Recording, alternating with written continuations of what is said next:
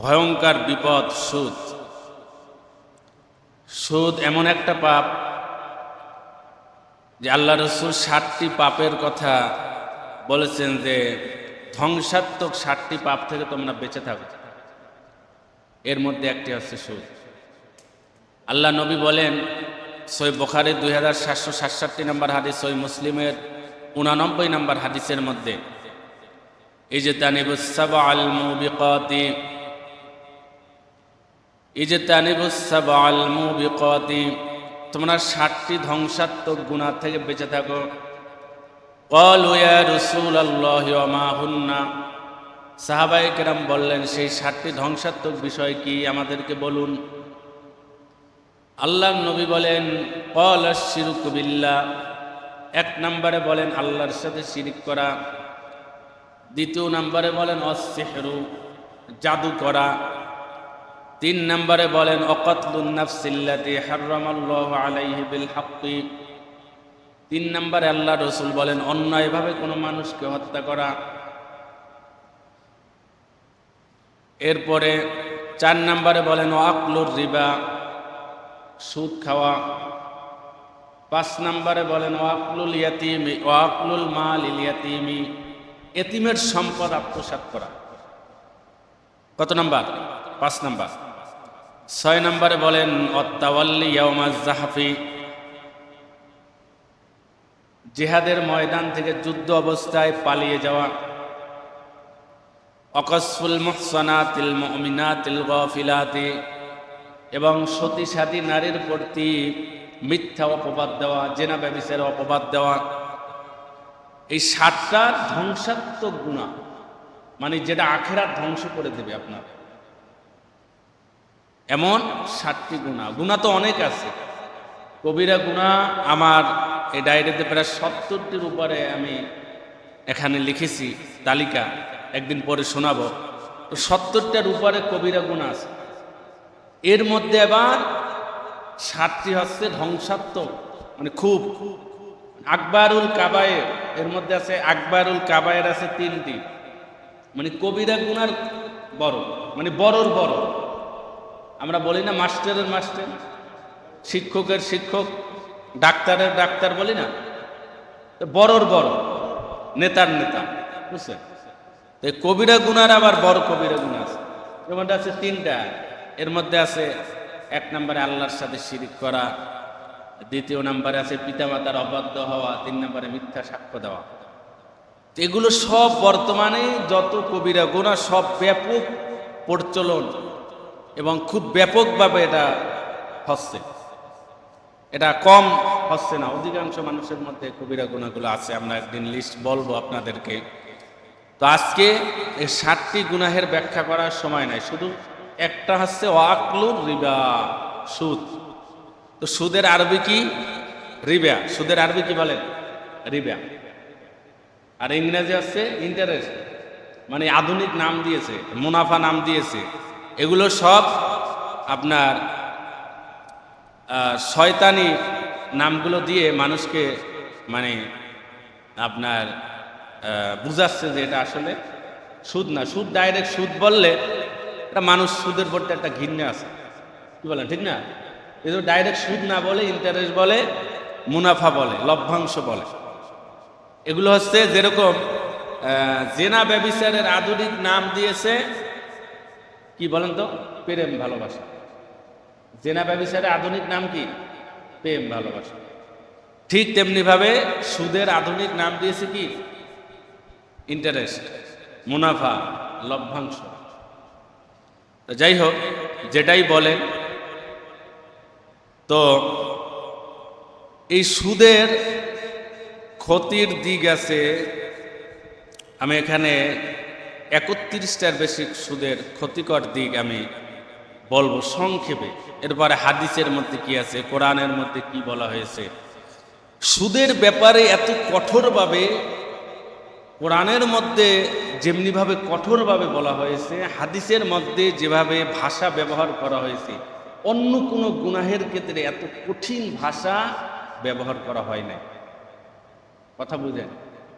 সুদের ব্যাপারে এত কঠিন ভাষা ব্যবহার করা হয়েছে। আল্লাহ তাআলা যেমনিভাবে কঠিন ভাষা ব্যবহার করেছেন, আল্লাহর নবী যেমনিভাবে কঠিন ভাষা ব্যবহার করেছেন, অন্য কোনো গুনাহের ক্ষেত্রে এত কঠিন ভাষা ব্যবহার করেন নাই।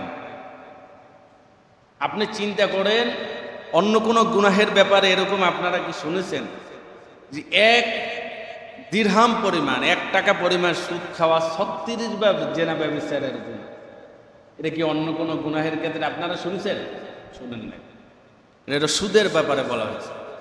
এরপর অন্য কোনো গুনাহের ক্ষেত্রে বলা হয় নাই যে সুদ খেলে যে 70 প্রকারের গুনাহ আছে, এর মধ্যে সর্বনিম্ন যে গুনাহ, ছোট গুনাহ, এই ছোট গুনাহ বা সর্বনিম্ন গুনাহ নিজের মাকে বিবাহ করা বা মায়ের সাথে জিনা ব্যভিচার করা, নাউযুবিল্লাহ, যেটা মানুষ কল্পনাও করতে পারে না। মানে এইটা অন্য কোনো গুনাহের ক্ষেত্রে কিন্তু এরকম কঠিন শব্দ, কঠিন ভাষা ব্যবহার করা হয়নি, যেটা সুদের ব্যাপারে বলা হয়েছে। অথচ হাজী সাহেব নামাজি, দিনদারি, সেও সুদের সাথে সম্পর্ক।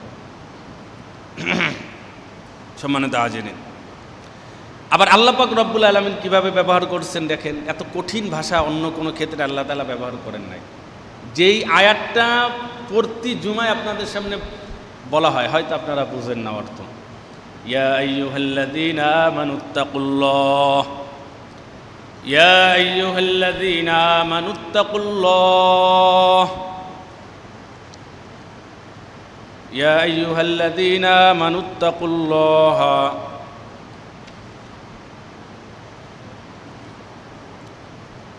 সূরা বাকারার ৭৮ নম্বর আয়াত। হে মুমিনগণ, তোমরা বকেয়া সুদ পরিহার করো, যদি না করো, হে মুমিনগণ, তো প্রথমে বলেছেন হে মুমিনগণ তোমরা আল্লাহকে ভয় করো। এরপরে বলেন ওয়াদারু মা বাকিয়া মিনার রিবা ইন কুনতুম মুমিনিন, তোমরা বকেয়া সুদ পরিহার করো যদি তোমরা মুমিন হয়ে থাকো। কথা খেয়াল করেন, আপনি যদি ছেলেকে বলেন যে তুমি আমার জন্য এইটা আনবা বা এইটা করবা, এটা আদেশ দিলেন, এটা একটা সাধারণ আদেশ। এই আদেশটা সন্তানের জন্য পিতার আদেশ বা মায়ের আদেশ অনেক গুরুত্বপূর্ণ। কিন্তু যদি বলেন তুই যদি আমার সন্তান হয়ে থাকিস তাহলে এই কাজটা করতে হবে, তাহলে এইটা আগের তার চেয়ে এটার গুরুত্ব বাড়লো না? বাড়ছে না? আল্লাহ বলেন যে যদি তোমরা মুমিন হয়ে থাকো তাহলে বকেয়া সুদ, এগুলো সুদ পরিহার করে দাও। কথা গুরুত্ব দেখেন, চিন্তা করেন। এরপরে আবার বলেন ফাইল্লাম তাফআলু ফাইল্লাম তাফআলু ফাযরু বিহারবিম মিনাল্লাহি ওয়া রাসূলি, যদি তোমরা এটা না পারো, এটা যদি না করো, যদি সুদ পরিহার করতে না পারো, তাহলে তোমরা আল্লাহ এবং তার রসুলের বিরুদ্ধে যুদ্ধের জন্য প্রস্তুতি নাও। এ কথা কিন্তু আল্লাহ তাআলা অন্য কোনো গুনাহের ক্ষেত্রে কিন্তু বলেন নাই। কথা খেয়াল করছেন? কত কঠিন কথা আল্লাহ তাআলা বলেছেন। এটা প্রতি জুমায় খুতবার মধ্যে, প্রথম খুতবার মধ্যে এটা পড়া হয়। তাহলে আপনি এবার চিন্তা করেন যে আল্লাহ তাআলা কত কঠিন শব্দ ব্যবহার করেছেন সুদের ব্যাপারে, আবার আল্লাহ রসুল কত কঠিন শব্দ ব্যবহার করেছেন সুদের ব্যাপারে। অথচ মানুষ বেপরোয়াভাবে দুনিয়ার মায়ায় পড়ে, মহাব্বতে পড়ে, স্ত্রীর মহাব্বতে পড়ে, সন্তানের মহাব্বতের পড়ে এই সুদের সাথে জড়িত হয়ে আছে। ব্যবসা, দোকান, সুদ। গাড়ি কিনছে, সুদ, সুদে টাকা উঠে গাড়ি কিনছে, সুদে টাকা উঠাইয়া এমনকি বর্তমানে নিজের মায়ের নামে, বাবার নামে জিয়াফাত খানাও দিচ্ছে। মানে হিন্দুদের থেকে যেটা আসছে, মৃত্যু ব্যক্তির নামে খানা খাওয়া, এটা হিন্দুদের শ্রাদ্ধ থেকে মুসলমানদের মধ্যে ঢুকেছে। তো সেই খানায়ও দেখবেন সুদে টাকা উঠাই এরপরে খানা দিচ্ছে। কেন? লোকজন বলে আরে তোর মা চলে গেল, বাবা চলে গেল, তাদের নামে একটা খাওয়ানো দিলি না, এই জন্য সুদে টাকা উঠাই তারপরে খানা দিচ্ছে। আপনি জায়গা কিনতেছে সুদের টাকা, বাড়ি কিনতেছে সুদের টাকা। এইভাবে ব্যবসা প্রতিষ্ঠান সহ সকল ক্ষেত্রে আজকে সুদ রন্ধ্রে রন্ধ্রে আজকে ঢুকে গেছে। সম্মানিত হাজিরিন, সুদের এক নম্বর ক্ষতি, আমরা এক নজরে সুদের ক্ষতিগুলো বলবো। সুদের এক নম্বর ক্ষতি হচ্ছে আল্লাহ এবং তার রসুলের বিরুদ্ধে যুদ্ধ। এই যে আয়াতটা বললাম সূরা বাকারার, এক নম্বর ক্ষতি কি বলেন তো? আল্লাহ এবং তার রসুলের বিরুদ্ধে যুদ্ধ। আল্লাহ এবং রসুলের বিরুদ্ধে যুদ্ধ করে কোথায় যাবেন? কবরে যাওয়া ছাড়া কোনো উপায় আছে? বলেন, উপায় আছে? অথচ তাদের বিরুদ্ধে যুদ্ধ ঘোষণা করে আপনি কবরে যাচ্ছেন। দ্বিতীয় নাম্বার, কিয়ামতের দিন পাগল এবং শয়তান আসর করে তাকে আসর করা অবস্থায় উঠবে কিয়ামতের দিন। এটাও আল্লাহ তাআলা সূরা বাকারার 75 নম্বর আয়াতের মধ্যে বলেছে, আল্লাযীনা ইয়াকুলুনার রিবা কামা ইয়াকুমুল্লাযী ইয়াতাখাব্বাতুশ শাইতানু মিনাল মাস যালিকা বিআন্নাহুম ক্বালু ইন্নামাল বাইউ মিছলুর রিবা ওয়া হাল্লাল্লাহুল বাই'a ওয়া হাররামার রিবা। আল্লাহ বলেন, যারা সুদের সাথে সম্পর্ক থাকবে, সুদ খাবে, সুদ দেবে, কিয়ামতের দিন এরা এমন অবস্থায় উঠবে যে শয়তান তাদেরকে স্পর্শ করে আসর করে দিয়েছে, শয়তান তাদেরকে স্পর্শ করে পাগল করে দিয়েছে। পাগল অবস্থায় কিয়ামতের দিন উঠবে, যে তার এক সাইড অবশ অবস্থায়, প্যারালাইসিস অবস্থায় কিয়ামতের দিন উঠবে সুদখোরেরা। তিন নাম্বার, বরকত এবং কল্যাণ ধ্বংস হয়ে যায় সুদের মাধ্যমে। বরকত এবং কল্যাণ কি হয়ে যায়?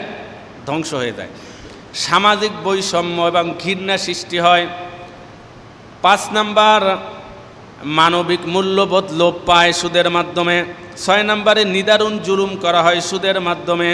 7 নম্বরে ঋণের দায়ে জর্জরিত হয় সুদের মাধ্যমে। তারপরে 8 নম্বরে নৈতিক অবক্ষয়। 9 নম্বরে পাপের আধিক্য লাভ হয় সুদের মাধ্যমে। 10 নম্বরে কর্মক্ষমতা এবং উৎপাদন হ্রাস পায় সুদের মাধ্যমে। 11 নম্বরে দ্রব্যমূল্য বৃদ্ধি পায় সুদের কারণে। দ্রব্যমূল্য বৃদ্ধি পেয়েছে কিসের কারণে বলেন? সুদের মাধ্যমে। এরপরে 12 নম্বরে দোয়া কবুল না হওয়া সুদের কারণে। দোয়া কবুল হয় না, এত দোয়া করে বৃষ্টি হয় না, আহারে কত কান্নাকাটি, বৃষ্টির জন্য হাহাকার, কিন্তু দোয়া কবুল হচ্ছে না, কারণ সুদের সাথে জর্জরিত হয়ে আছে। 13 নম্বরে সমাজের রন্ধ্রে রন্ধ্রে অস্থিরতার সৃষ্টি করেছে এই সুদ। 14 নম্বরে সুদ ব্যবসায়ী এবং আমানতকারীর মধ্যে অবিশ্বাস তৈরি হয়ে যায় সুদের মাধ্যমে। 15 নম্বরে অলসতার সৃষ্টি হয় সুদের মাধ্যমে, কারণ সুদখোর তার অনেক টাকা আছে, আর যে সুদ নিয়েছে সে অনেক কষ্টের মধ্যে আছে। তো এই সুদখোর যে সুদ খাচ্ছে, চেয়ারে বসে বসে একেবারে বিনা পরিশ্রমে সে লভ্যাংশ, ইন্টারেস্ট পাচ্ছে, সুদ পাচ্ছে, কোনো কষ্ট পরিশ্রম তার হচ্ছে না, শুধু টাকা দিয়েছে। তারপরে 16 নম্বরে দেউলিয়াত্ব সুদের মাধ্যমে।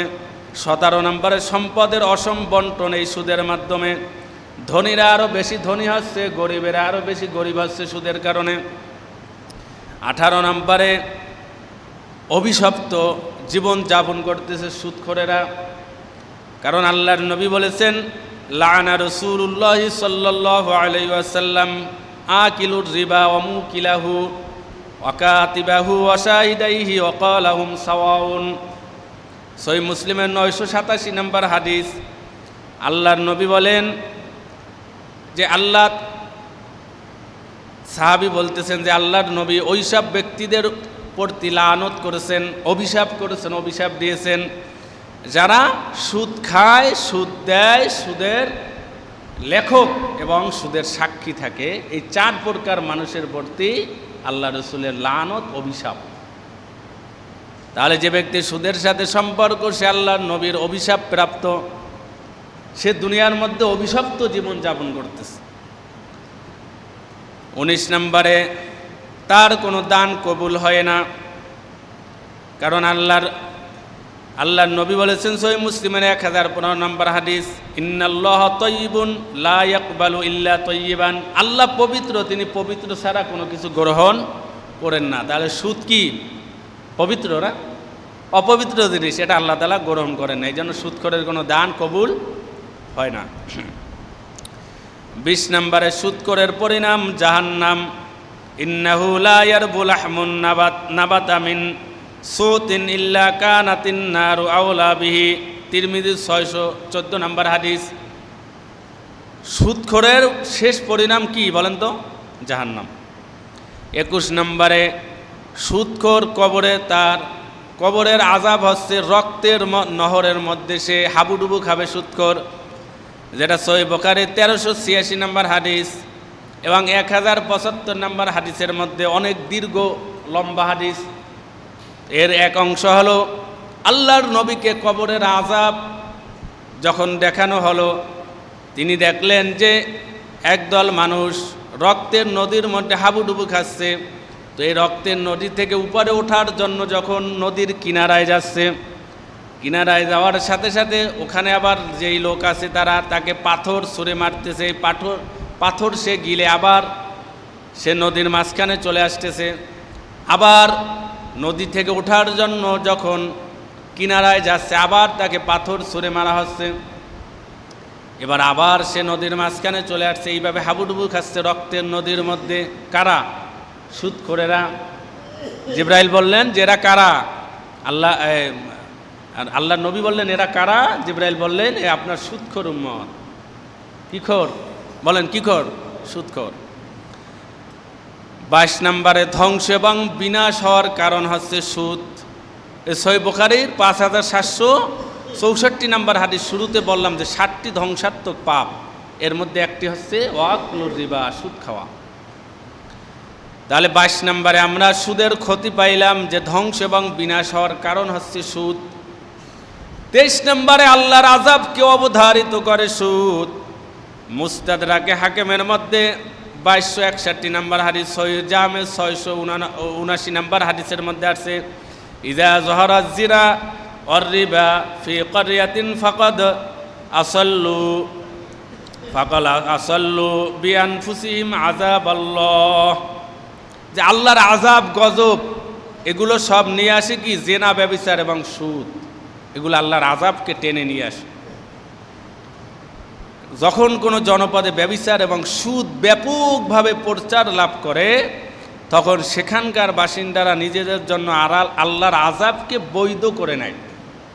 সে আল্লাহর আযাবকে তারা বৈধ করে নিয়েছে। তাবারানী 460 নম্বর হাদিসের মধ্যে এটা আসছে।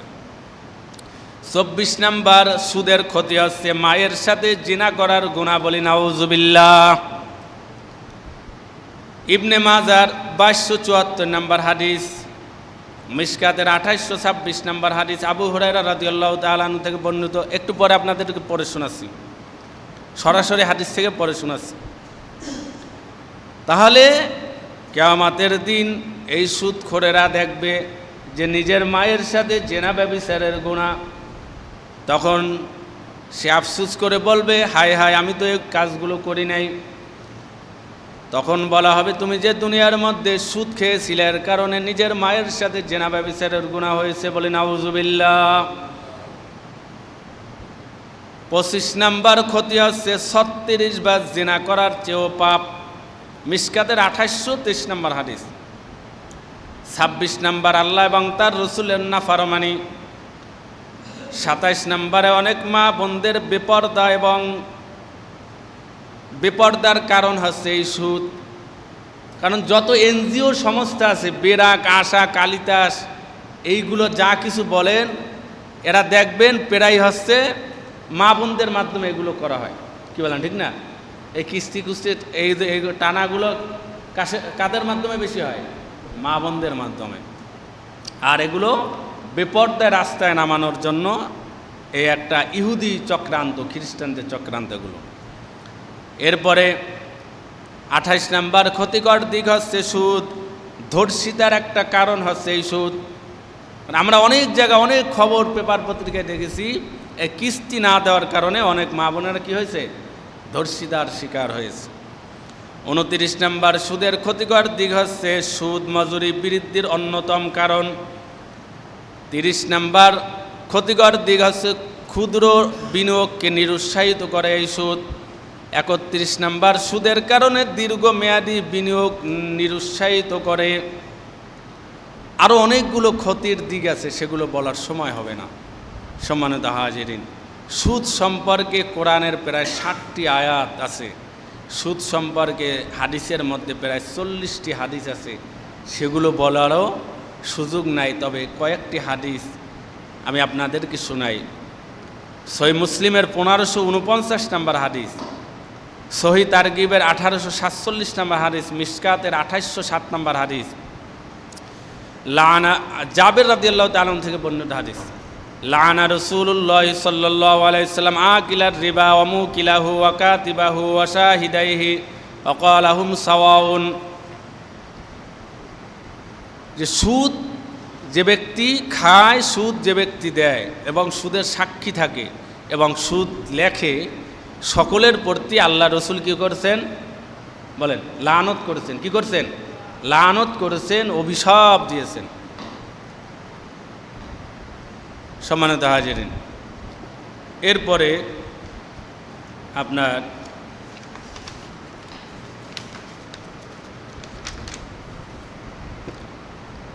সুদের এক হাদিসের মধ্যে আছে যে সুদের 72 প্রকারের গুনাহ আছে। এক হাদিসের মধ্যে আছে 70 প্রকারের গুনাহ, আর এক হাদিসের মধ্যে আছে 73 প্রকারের গুনাহ। আর রিবা সালাসাতুন ওয়া সাবউনা বাবান, ইবনে মাজার 2275 নম্বর হাদিস, যে সুদের 73টি স্তর আছে, 73টি গুনাহ আছে, 73 প্রকারের গুনাহ আছে সুদের মধ্যে।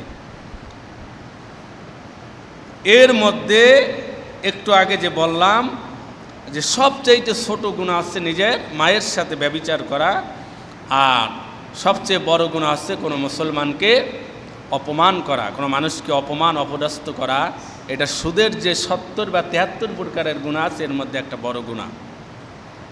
সম্মানিত হাজিরিন, আল্লাহর নবী বলেছেন, ইবনে মাজার 2279 নম্বর হাদিস, মা আহাদুন আকসারা মিনার রিবা ইল্লা কানা আকিবাতু আমরিহি ইলা কিল্লাতিন। আল্লাহর নবী বলেন, যে ব্যক্তি সুদের দ্বারা সম্পদ বাড়িয়েছে, পরিণামে তা সম্পদ হ্রাসপ্রাপ্ত হবে। অর্থাৎ আপনি যদি দেখেন যে সুদের মাধ্যমে সে সম্পদ বৃদ্ধি করছে, বড় বড় বিল্ডিং করছে, জমি কিনেছে, দোকান কিনেছে বা দোকান দিচ্ছে, অনেক সম্পদের মালিক সে হয়েছে, আবার মুহূর্তের মধ্যে দেখবেন যে তা হ্রাসপ্রাপ্ত হয়েছে, মানে ধ্বংস হয়ে গেছে মুহূর্তের মধ্যে। তার নিজের অথবা কোনো আত্মীয় স্বজনের ক্যান্সারে আক্রান্ত হয়েছে, সব বিক্রি করে মুহূর্তের মধ্যে ধ্বংস, অথবা আগুন লেগে সব ছারখার হয়ে গেছে, অথবা অ্যাক্সিডেন্ট করে লক্ষ লক্ষ টাকা ব্যয় হচ্ছে। এইভাবে যে কোনোভাবে যে কোনো অবস্থায় তার এই ধ্বংস এবং হ্রাসপ্রাপ্ত হবেই, কারণ সে আল্লাহ রসুলের লানত প্রাপ্ত, ধ্বংসপ্রাপ্ত সে। তার উপর গজব, তার উপর কোনো আল্লাহর রহমত নাই। তার সংসারের মধ্যে, ঘরের মধ্যে কোনো শান্তি, কোনো রহমত নাই, বরকত নাই, শুধু অশান্তির আগুন তার ঘরে, সমাজে, সর্বস্তরে তার অশান্তির আগুন জ্বলতেই থাকবে, কারণ তার উপর কি নাই? আল্লাহর রহমত নাই। সম্মানিত হাজিরিন, আর যে ব্যক্তি সুদের সাথে সম্পর্ক নাই, অল্প আমল করলেও, সামান্য কিছু খেলেও তার মধ্যে শান্তির কোনো শেষ নাই। সম্মানিত হাজিরিন, তো আমরা আসলে অনেকে জানিই না যে সুদ কিভাবে হচ্ছে। আমরা অনেকে বিভিন্ন ব্যাংক, ইসলামের নামে বিভিন্ন ব্যাংক এখন বের হয়েছে। আসলে বাংলাদেশে সুদ মুক্ত কোনো ব্যাংক বর্তমানে নেই, সুদ মুক্ত কোনো ব্যাংক নেই। ইসলামী ব্যাংক প্রথমে ছিল, শুরু হয়েছিল সুদের বিরুদ্ধে একটা আন্দোলন, কিন্তু সেই অবস্থা সরকারিভাবে সেটা নিয়ে সে অবস্থা ধ্বংস করে দিয়েছে, সেটা এখন সুদ মুক্ত নেই। সুদ মুক্ত কোনো ব্যাংক পৃথিবীর বুকে নেই। সম্মানিত হাজিরিন, অতএব আপনারা যদি ব্যাংকে টাকা জমা রাখতেই হয়, তাহলে বাড়তি যে সুদটা আসতেছে, ইসলামী ব্যাংকের একটা অপশন আছে যে আপনি যেই টাকা রাখবেন সেভের জন্য, এটা শুধু সেটাই থাকবে, এটা বৃদ্ধি পাবেন, এটা অপশন আছে, এটা আপনি রাখতে পারেন টাকা সেভের জন্য। কিন্তু সেখানে যেভাবে তারা আপনাদেরকে বুঝায় বা দেখায়, বিভিন্ন ব্যাংক, বিভিন্ন সংস্থা, বিভিন্ন ডিপিএস যেগুলো আপনাদেরকে দেখায়, সেভাবে তারা করে না। সেটা হচ্ছে যে আপনি যে, তারা যে ব্যবসাটা করে, তারা যে টাকা নিয়ে বিভিন্ন জায়গায় ব্যবসা করে, এদের নিয়ম হচ্ছে যে একটা নির্দিষ্ট টাকা ধার্য করা যায়, 1000-এ বা 1 লক্ষে এত টাকা বৃদ্ধি দিতে হবে, বাড়তি দিতে হবে, মুনাফা দিতে হবে। কিন্তু সেখানে অনেক সময় ব্যবসায় লাভও আছে, লসও আছে। অনেক সময় আপনার 1 লাখ টাকা ক্যাশে, অনেক সময় পুরাটাই লস, পুরাটাই কি চালান শেষ। তাহলে যে ব্যক্তি আপনাকে টাকা দিল তার এই লসের অংশটাও কিন্তু নিতে হবে, লসের অংশটাও কি নিতে হবে। কিন্তু লসের অংশটা কি নিচ্ছে না, শুধু লাভের অংশ। তাহলে এটা সম্পূর্ণ কি সুদ ভিত্তিক। অতএব আপনি যদি কাউকে টাকা ধার দেন, ঋণ দেন, তো এটার ক্ষেত্রে জায়েজ পদ্ধতি আছে, সুদের পদ্ধতি। সুদের পদ্ধতি আমাদের দেশে চলতেছে, সেটা হচ্ছে তুমি আমার থেকে এত টাকা ধার নিবা, ব্যবসা করবা, আমাকে মাসে এত টাকা দিবা, এই নির্দিষ্ট যে একটা ধার্য করলো, এটা হচ্ছে সুদ। আর হচ্ছে যে তুমি আমার থেকে এত টাকা নিবা, তুমি মাসে আমাকে 10% তোমার যে লাভ হয় এর থেকে 10% বা 50% যেটাই হোক সেটা আমাকে দিবা, আর লসের অংশ হলে, লস হলে সেটাও আমি ভাগিদার হব, লস হলেও আমাকে দিতে হবে, এবং লাভ না হলে আমাকে সমান সমান রাখতে হবে, কোনো কিছু নেওয়া যাবে না। এইভাবে যদি হয় তাহলে সেটা যায়। কথা কি বুঝছেন? কিন্তু আমাদের দেশে কি ফিস করা হয়, ধার্য করা হয়, এটা হচ্ছে সুদ। লসের অংশ কেউ নেবে না, সম্মানিত হাজিরিন। এরপরে জমি বর্গার ক্ষেত্রে যেটা সুদ হয় সেটা হচ্ছে যে জমি যদি আপনার কেউ বন্ধক দেওয়া হয়, ওই জমি থেকে কোনো কিছু লাভ নেওয়া যাবে না। জমি, হ্যাঁ, যদি লাভ আমি ওই জমি চাষ করতে চাই বা জমি থেকে কোনো উপকার আমি হাসিল করতে চাই, তাহলে তার সাথে আবার একটা কন্ট্রাক্ট আমাকে করতে হবে, যে জমি যার থেকে বন্ধক রেখেছি, যে তোমাকে বৎসরে আমি এইটা দেবো, এই যে জমি আমি চাষ করব, যা এর থেকে উৎপাদন করব বা এর থেকে আমি যে লভ্যাংশ হবে আমি তোমাকে এটা এরকম একটা কিছু দিব, এরকম একটা নির্দিষ্ট করা, তার জন্য আলাদা দেওয়া, এটা হচ্ছে জায়েজ পদ্ধতি। আর সে আমার কাছ থেকে টাকা নিয়েছে, জমি বা অথবা গাড়ি অথবা অন্য কিছু আমাকে দিয়েছে, এটা দিয়ে সে এটা বন্ধক রেখে সে টাকা নিয়েছে, আমার এর থেকে সামান্যতম কোনো উপকার নেওয়া যাবে না। যদি উপকার নিই তাই এর জন্য আলাদা কী করতে হবে, দিতে হবে। এরপরে আসেন আর একটা জায়েজ পদ্ধতি বা উত্তম পদ্ধতি আছে, যে আপনি একজনের কাছ থেকে খুব বিপদে পড়ে 10,000 টাকা নিলেন বা কম বেশি নিলেন, তো আপনি দেওয়ার সময় তাকে এই কর্জে হাসানা বা এই ঋণটা তাকে দেওয়ার সময় যদি আপনি তাকে 500-1000 টাকা তাকে দেন, আগে থেকে কোনো চুক্তি ছিল না, আর যে ব্যক্তি আপনাকে টাকা দিয়েছে তারও কোনো আশা ছিল না, আপনারও কোনো চুক্তি, কোনো ধার্য ছিল না, আপনি দেওয়ার সময় তাকে 500-1000 টাকা বেশি দিতে পারেন, এটা সুদ হবে না। কথা বুঝতে পারছেন? এগুলো না বুঝতে পারলেই আপনার এক্সট্রা জিজ্ঞাসা করবেন, বিস্তারিত বলার সময় যেহেতু কম, বিস্তারিত বলার সুযোগ নেই। সম্মানিত হাজিরিন, তো এভাবে আমরা সুদের এক নজরে আমরা ক্ষতিকর দিকগুলো বললাম। এভাবে সুদ আজকে রন্ধ্রে রন্ধ্রে সমাজে ছড়িয়ে পড়তেছে। আপনি দুনিয়া থেকে বিদায় হয়ে যাবেন, চলে যাবেন, কিন্তু সুদের সাথে আপনার সম্পর্ক, সুদের সাথে সম্পর্ক রেখে আপনি দুনিয়া থেকে বিদায় হয়ে চলে যাবেন, তো এই সন্তানেরা এই সুদের সম্পর্কটা ছিন্ন করবে, কাট করবে, এমন কোনো গ্যারান্টি নেই, বা করতে করতেই আপনার কবরে আযাব শুরু হয়ে যাচ্ছে। তো আপনি কি একবারও চিন্তা করে দেখেছেন যেই সন্তানের জন্য, যেই স্ত্রীর জন্য আপনি দুনিয়ার সম্পদ বৃদ্ধি করার জন্য আপনি সুদের সাথে সম্পর্ক করেছেন, এরপরে আপনি মৃত্যুর পরে এই সন্তানগুলো কেউ আপনার সাথে যাবে? বলেন যাবে? এক ব্যক্তি, আমার এক মুসল্লি, দুনিয়া থেকে বিদায় হয়ে যাওয়ার পরে তার সন্তান, যদিও নামাজ পড়তো না, সন্তান দাঁড়িয়ে বলতেছে যে আমার আব্বা সুদের সাথে একটা লেনদেন ছিল, সম্পর্ক ছিল, আমি এই সুদের সাথে সম্পর্কটা আমি কি করব, আমি মানে বিদেশে, এখন বর্তমানে অনেকে বিদেশে যাওয়ার জন্য বিভিন্ন জায়গায় লোন করে, সুদ করে, তো বলতেছে যে আমি এই সুদটা আমি কেটে দিব।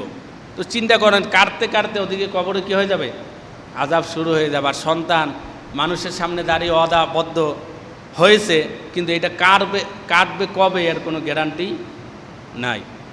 অতএব যদি আখিরাতকে ভয় করেন, আল্লাহকে ভয় করেন, তাহলে আপনার জন্যই কোরআন, আপনার জন্যই হাদিস, আপনার জন্যই আমাদের নসিহত।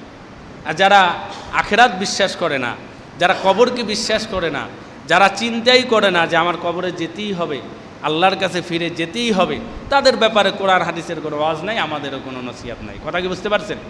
যেন সুদের সাথে সম্পর্ক সেট করতে হবে, সুদের সাথে কোনো সম্পর্ক রাখা যাবে না মুমিন।